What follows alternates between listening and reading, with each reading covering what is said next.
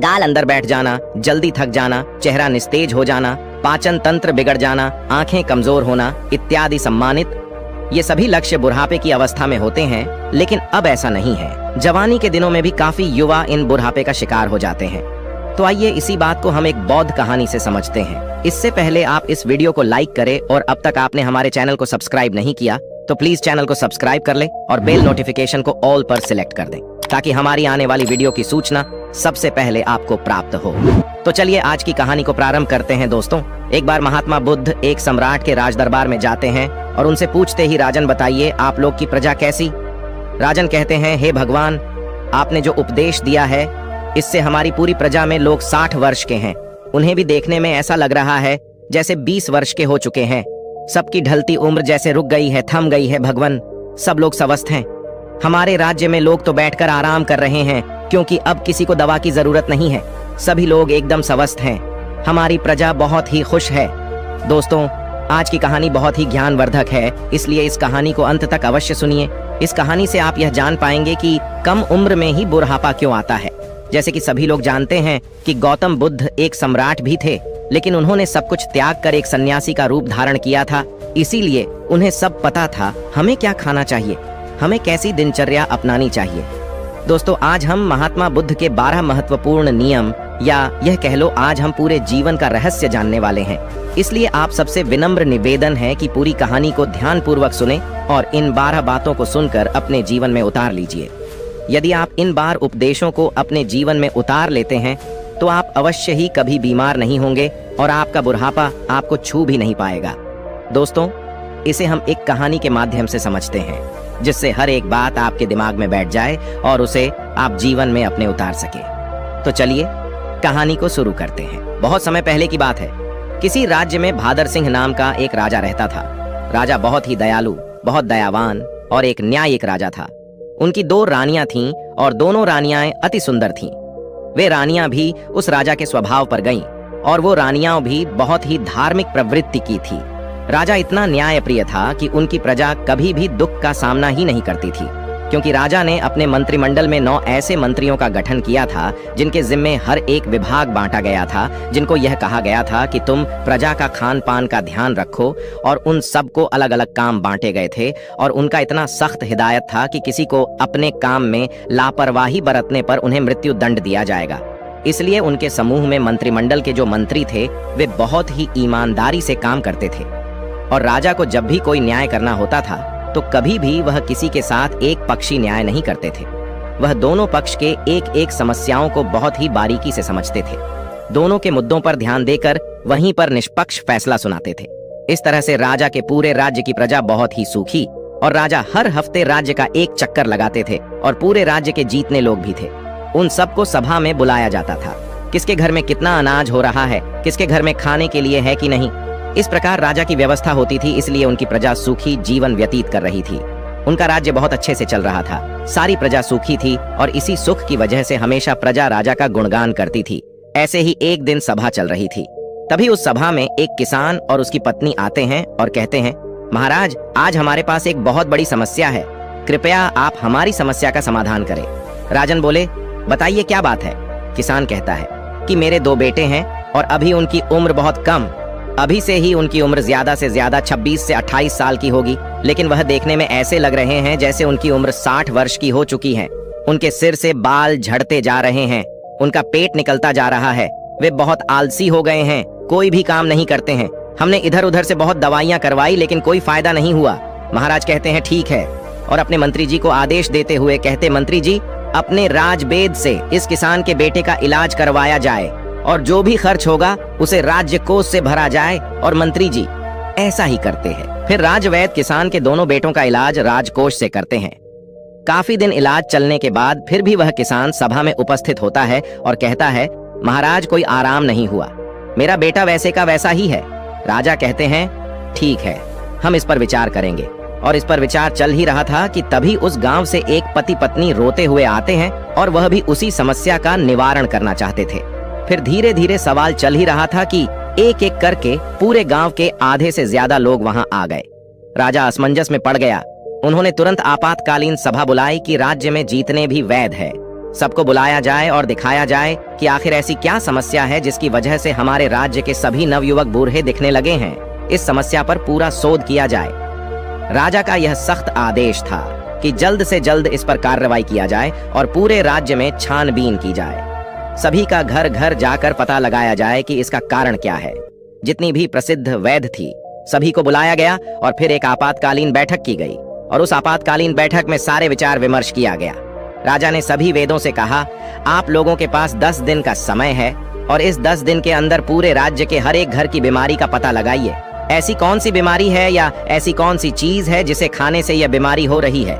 राजा ने कहा कि जो भी राज्य में इस बीमारी का सही सटीक पता लगाएगा उस राजवैद्य को उचित पुरस्कार के रूप में एक राज दे दूंगा।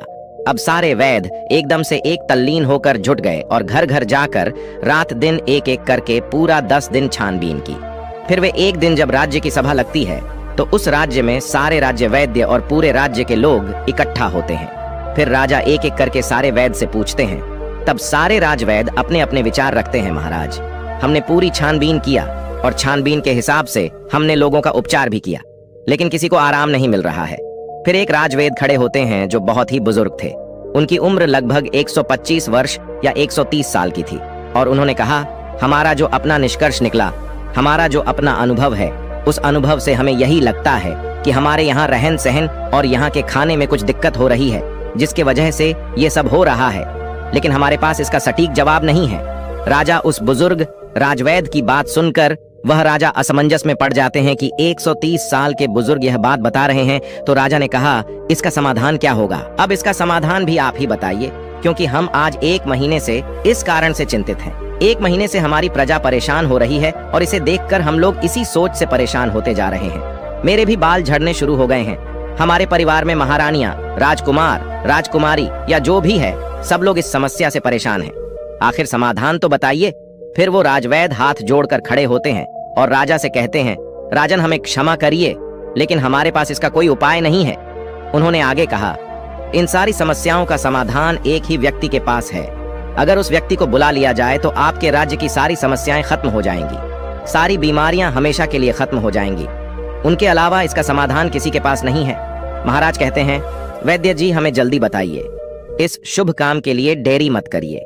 मुझे जल्द से उस महापुरुष, उस ज्ञानी का नाम बताइए और अब हम उन्हें अपने राज्य में आमंत्रित करेंगे। वो राजनीतिज्ञ कहते हैं, क्षमा करें महाराज, हमें उनका पता नहीं है कि वो कहाँ रहते हैं, लेकिन उनका किसी राज्य में उपदेश अवश्य चल रहा होगा। कृपया आप अपने सैनिकों को सारे राज्य में भेज करके पता लगाए कि महात्मा बुद्ध किस राज्य में हैं, कहाँ पर है, कहाँ पर उनका उपदेश चल रहा है। केवल उन्हीं के पास इस समस्या का समाधान है और दूसरा किसी के पास इसका कोई समाधान नहीं। राजा यह बात राज्य वैद्य की मुंह से जैसे ही सुनते हैं, उन्होंने अपने सबसे काबिल मंत्री को यह आदेश देते हैं कि जल्द से जल्द महात्मा बुद्ध का पता लगाया जाए और उन्हें आदर सम्मान के साथ अपने राज्य में लाया जाए। ये हमारा सख्त आदेश है। इसके लिए जितने भी गुप्तचर चाहिए उन्हें ले लिया जाए और उनका जल्द से जल्द पता लगाया जाए कि इस समय महात्मा बुद्ध का किस राज्य में उपदेश चल रहा है। वह जरूर आएंगे। उनको हमारा संदेश भेजिए, उनको कहिए कि सम्राट बुलाए हैं। अगर वो नहीं आते तो आप मुझे बताइए, मैं स्वयं अपनी समस्याओं को लेकर उनके पास जाऊंगा। और सारे मंत्री तुरंत चारों दिशा में फैल जाते हैं और काफी अथक प्रयास करने के बाद, काफी मेहनत करने के बाद यह पता चलता है कि महात्मा बुद्ध काफी दूर राजनीतिक उपदेश दे रहे हैं। मंत्री वहां जाते हैं और बुद्ध को प्रणाम करते हैं और कहते हैं, भगवान आपको हमारे राजा ने बुलाया है। हमारे राज्य पे बहुत बड़ी बीमारी आ गई है, कृपया आप हमारे साथ चलने की कृपा करें। महात्मा बुद्ध इतने दयालु, इतने हंसमुख, उनका तो बस एक ही उपदेश था कि इस धरती पर हर एक प्राणी स्वस्थ और निरोग रहे, किसी के मन में छल ना रहे, कपट ना रहे, कोई दुखी ना रहे, सभी लोग हंसते रहे। जैसे ही उन्होंने सैनिकों के मुंह से सुना, उन्होंने कहा, क्यों नहीं, हम तुरंत चलते हैं। और महात्मा बुद्ध उस मंत्री के साथ राज्य में आने के लिए तैयार हो गए और उनके साथ जो उनके शिष्य थे वो भी आते हैं। राजा महात्मा बुद्ध का दरबार में स्वागत करते हैं। उन्हें प्रणाम करते हुए सादर आमंत्रित किया जाता है और फिर वह राजा महात्मा बुद्ध से कहते हैं, भगवान हमारी बड़ी ही हंसमुख प्रजा है, सुखी है, लेकिन आज उनके ऊपर बहुत बड़ी विपत्ति आ गई है। जब इनके ऊपर विपत्ति आ गई है तो मान लीजिए कि हमारे ऊपर ही विपत्ति आ गई है। ये प्रजा नहीं है, ये हमारे परिवार के सदस्य हैं। कृपया आप इन सभी की समस्याओं का समाधान कीजिए। महात्मा बुद्ध राजा की तो पहले ही प्रशंसा सुन चुके थे। राजा की सोच और विचार से महात्मा बहुत प्रभावित हुई और मुस्कुराते हैं और राजा से कहते हैं, क्यों नहीं, ये तो कुछ नहीं है, सब ठीक हो जाएगा। इस समस्याओं को सारे लोग स्वयं पाल रखे हैं। ऐसी बात सुनकर राजा मुस्कुराते हैं और कहते हैं, भगवान, इतनी बड़ी समस्या है और आप कह रहे हैं कोई समस्या नहीं है। फिर राजा ने कहा, ठीक है गुरुवर, जैसे भी हो आप हमारे प्रजा को ठीक कर दीजिए। महात्मा बुद्ध के सामने एक शिष्य खड़ा था। महात्मा बुद्ध उस शिष्य की तरफ इशारा करते हैं तो शिष्य कहता है, राजन, हमें आपके राज्य में एक ऐसा खुला स्थान दीजिए जहां पर राज्य के सभी लोग एकत्रित हो सके, जहां का खुला वातावरण हो, जहां प्राकृतिक धूप आती हो, जहां प्राकृतिक हवा हो, सुनहरा माहौल। वहां पर कल प्रातः 4:09 बजे लोगों का उपचार किया जाएगा। लेकिन लोगों को उपचार देने से पहले आप अपने राज्य में ऐसा आदेश लागू कर दीजिए, उस स्थान पर आपके पूरे राज्य के सभी लोग और आप खुद भी उस स्थान पर उपस्थित हों। सभी लोगों को कल से उपदेश देना शुरू हो जाएगा और यह उपदेश 12 दिन तक चलेगा। 12 दिन एक एक करके उपदेश दिया जाएगा और इन 12 दिनों में आपकी पूरी प्रजा स्वस्थ हो जाएगी। राजा शिष्य के मुंह से यह बात सुनकर बड़े खुश होते हैं। सिर्फ 12 दिन में राजा कहते हैं, ठीक है, जो भी खर्च आएगा वो सारे हमारे राजकोष से दिया जाएगा। फिर वो शिष्य कहता है, कोई खर्चा नहीं आएगा महाराज, आप निश्चिंत रहिए। आप सिर्फ अपनी प्रजा से यह सख्त आदेश करवा दीजिए कि 4 बजे वहां उठकर नहीं आएंगे, उसे दंड दिया जाएगा।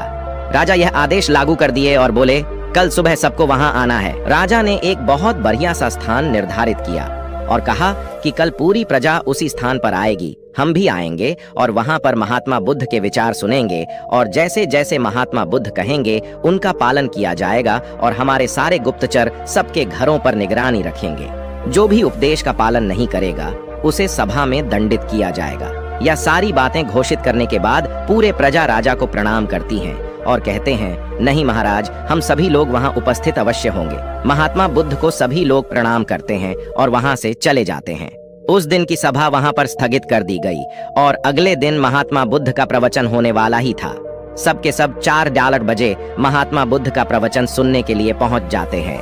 फिर महात्मा बुद्ध सभा में अपने शिष्य को इशारा करते हुए कहते हैं कि लोगों को बताओ। उनका शिष्य अपने स्थान पर से खड़ा होता है और कहता है, कल से पूरे राज्य के लोग सुबह 4 बजे ब्रह्म मुहूर्त जब शुरू होगा उसी समय उठने के बाद 2 से 3 गिलास गुनगुना पानी करना है और उस गुनगुने पानी को मिट्टी के बर्तन में घूंट घूंट करके पीना है।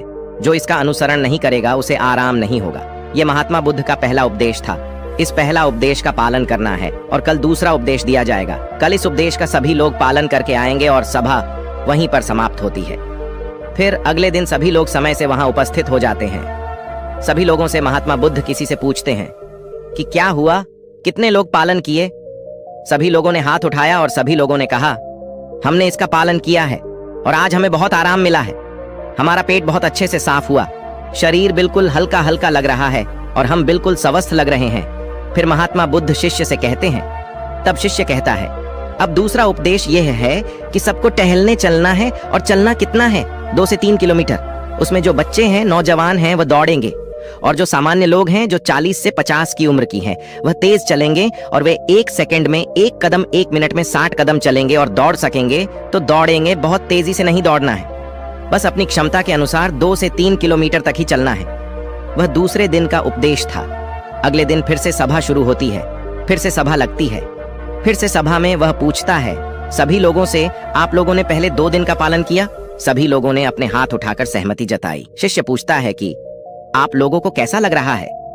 तब वे कहते हैं, गुरुवर, हमको कोई बीमारी नहीं है, ऐसा लग रहा है। फिर से शिष्य कहता है, अब सब लोग योग करें। प्राणायाम अपने हिसाब से सभी लोग प्राणायाम, जिसमें अनुलोम विलोम शामिल होगा।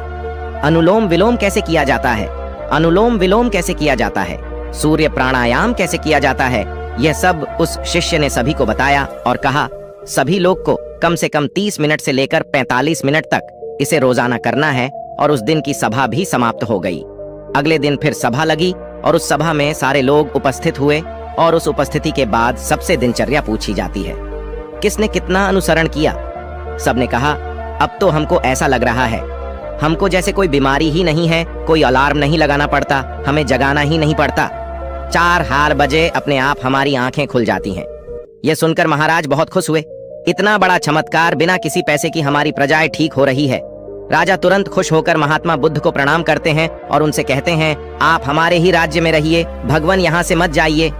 महात्मा बुद्ध मुस्कुराते हैं क्योंकि उनका तो काम ही है हमेशा हंसते रहना, क्योंकि वो चिंता नहीं करते थे। फिर वो कहते हैं, अब सभी लोग प्राणायाम योग सब कुछ जान गए हो।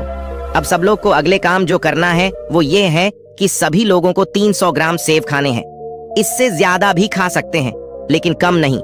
उसके बाद सभी लोग अपना अपना काम करेंगे और उस दिन का भी ज्ञान समाप्त हुआ। सभा निष्कासित हुई।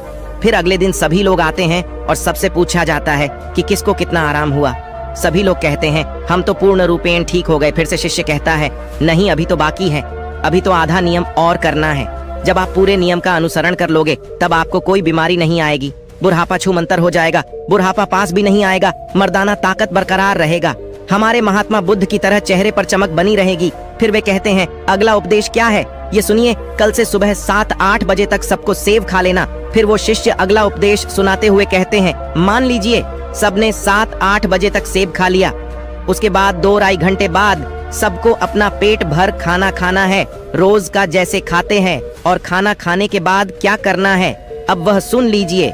खाना खाने के बाद सबको रोटी खाना है, मल्टीग्रेन रोटी यानी कि मिक्स रोटी। वो कहते हैं कि उसमें गेहूं नहीं होगी, गेहूं अच्छी चीज नहीं है, उसमें बाजरा, मक्का, चना, इन 3 चीजों की सबको रोटी बनाना है और सबकी थाली में इसकी रोटी होगी और 1-1 कटोरी दाल होगी, उसमें देसी घी और 1 कटोरी मिक्स सब्जी का साग होगा। वह सीजन के हिसाब से होगा। सीजन वाली सब्जी अच्छी होती है, वही खाने योग्य होती है। बिना सीजन वाली सब्जी नहीं खाना है। बिना सीजन वाली सब्जी स्टोर रूम में स्टोर की हुई रहती है, जो कि काफी दिनों से रखी होती है। और खाना खाने के 30 मिनट बाद सभी को 1-1 कटोरी दही खाना है। यदि खाने में आप यह भी शामिल करते हैं तो जब आपका खाना खाने के आधा घंटे बाद दही में गुड़ डालकर खाएंगे तो आपका खाना बड़ी आसानी से बच जाएगा। फिर से शिष्य ने कहा, यह आज का उपदेश था, समाप्त हुआ और कल सभी लोग इसका अनुसरण करके आएंगे और सब लोग खुशी खुशी अपने घर को जाते हैं। जैसे उपदेश से बताया गया था ठीक उसी प्रकार सभी लोग उसका पालन करते हैं। फिर अगले दिन की सभा होती है और सारे लोग सभा में उपस्थित होते हैं। सबसे पूछा जाता है कि किसको कितना आराम हुआ। तब लोग कहते हैं, भगवान हमको तो कुछ बीमारी ही नहीं है, हम तो पूर्ण रूप से ठीक हो गए, हमको तो लगता ही नहीं है कि हम कभी बीमार हुए थे। महाराज और खुश हो गए। वह कहते हैं, यह तो खाना ही खाने से सब लोग ठीक हो गए, खाने से सबकी बीमारियां ठीक हो गईं। धीरे धीरे लग रहा था जैसे कि सबका मोटापा भी अपने आप चला गया। फिर वो कहता है, रुकिए, अभी तो कुछ और बाकी है, आगे का सुनिए। सबसे पहले वो शिष्य बताता है कि आप लोग यह भी ध्यान रखें कि खाना और पीना दोनों एक साथ ना करिए। जैसे खाना निगलते वक्त आपको दिक्कत हो रही है, थोड़ा सा 1 घूंट पानी बीच में पी सकते हैं, परंतु इकट्ठा पानी 1 गिलास नहीं पीना है। खाना खाने के 1 घंटे बाद ही पूरी तरह से आप जितना चाहे पानी पी सकते हैं। अब जैसे सब लोगों ने 10 या 11 बजे तक खाना खा लिया, अब सबको भूख पुनः लगेगी तो 4 या 5 बजे आप सबको 1 प्लेट सलाद लेनी है और सबको सलाद अपने वजन के हिसाब से लेना है। जैसे 50 किलो का वजन है तो उसको परसेंट के हिसाब से लेना है। जैसे 60 किलो है तो 300 ग्राम, किसी का 70 किलो है तो 350 ग्राम, किसी का 80 किलो वजन है तो 400 ग्राम सलाद अवश्य लें। उस सलाद में क्या होगा? सलाद में होगा गाजर, चुकंदर, मूली, टमाटर और 1 टुकड़ा अदरक होगा। 3 से 4 लहसुन की कलियां होंगी और स्वाद के लिए आप उसमें काला नमक या भुना हुआ जीरा भी डाल सकते हैं। सलाद लेने के पहले कुछ भी खाना पीना नहीं है, जैसा कि पहले ही बता दिया है। उसको फॉलो करिए और अगले दिन आइए। उस दिन की सभा समाप्त होती है। सभी लोग अपने घर चले जाते हैं और जैसी जैसी वह नियम बताए गए थे सब लोग उसका पालन करते हैं। फिर अगले दिन सभा में सबसे पूछा जाता है कि आप लोगों को कैसा लग रहा है, आपका शरीर कैसा अनुभव कर रहा है।